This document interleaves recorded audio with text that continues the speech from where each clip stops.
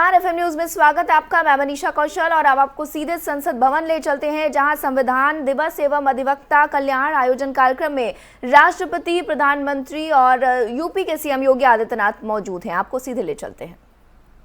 एतद द्वारा संविधान को अंगीकृत, अधिनियमित और आत्मार्पित किया गया।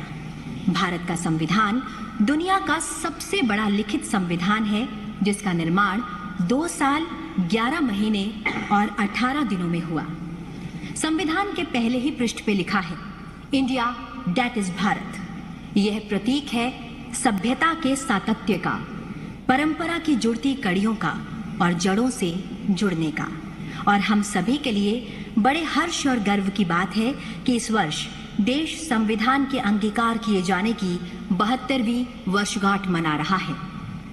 और इस कार्यक्रम को शुभारंभ करने के लिए मैं अनुरोध करती हूं माननीय संसदीय कार्य मंत्री जी से कि वे स्वागत भाषण प्रस्तुत करें।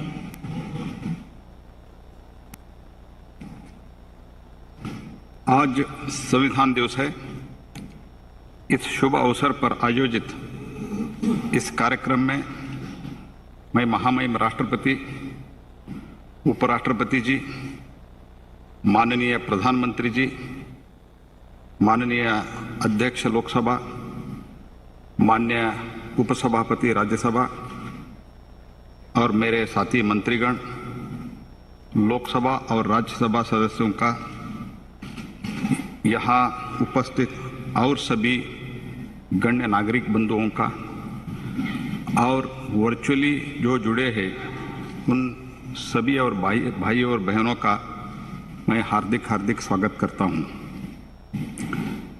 माननीय प्रधानमंत्री नरेंद्र मोदी जी के मार्गदर्शन में 2015 से 26 नवंबर को संविधान दिवस के रूप में मनाने का निर्णय लिया गया। माननीय प्रधानमंत्री जी का संविधान लोकाचार और मूल्यों के प्रति प्रतिबद्धता को संविधान गौरव यात्रा से समझा जा सकता है।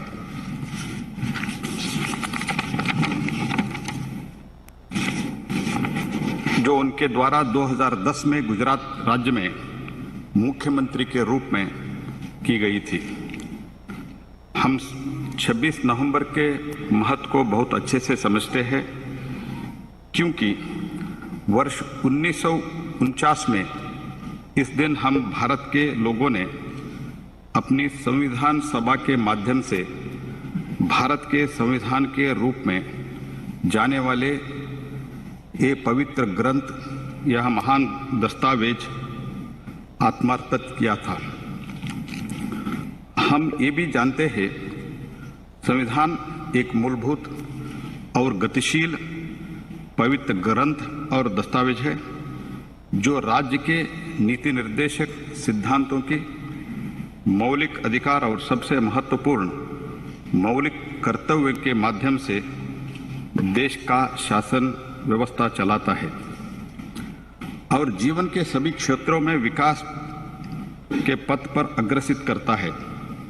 यह सर्वविदित है कि हम प्रत्येक अपने मौलिक कर्तव्यों का निष्ठापूर्वक पालन करता है तो मौलिक अधिकारों का कोई मांग नहीं होगी, क्योंकि वे एक दूसरे के पूरक है। आज पूरा देश और दुनिया भर सभी भारतीय माननीय राष्ट्रपति के भाषण के समापन के बाद संविधान की प्रस्तावना को पढ़ने में शामिल होंगे।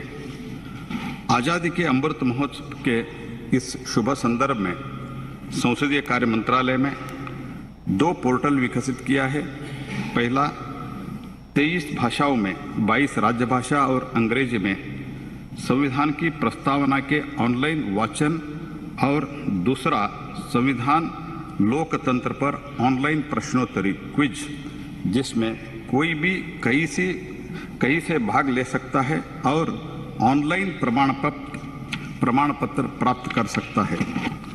अपनी बात समाप्त करने से पहले मैं पुनः इस भव्य अवसर पर यहाँ उपस्थित सभी लोगों को, ऑनलाइन से जुड़े हुए सभी भाई और बहनों को और माननीय राष्ट्रपति जी, उपराष्ट्रपति जी, माननीय लोकसभा स्पीकर और डिप्टी चेयरमैन को स्वागत करते हुए फिर से आपको सब स्वागत करते हुए मेरा उपराष्ट्रपति जी, माननीय लोकसभा स्पीकर और डिप्टी चेयरमैन को स्वागत करते हुए फिर से आपको सब स्वागत करते हुए मेरा वाणी को विराम देता हूं। धन्यवाद। धन्यवाद माननीय संसदीय कार्य मंत्री जी। अब मैं अनुरोध करती हूँ माननीय लोकसभा अध्यक्ष श्री ओम बिरला जी से कि वे सभा में मौजूद सभी विशिष्ट अतिथियों को संबोधित करें। सभी देशवासियों को संविधान दिवस की हार्दिक शुभकामनाएं।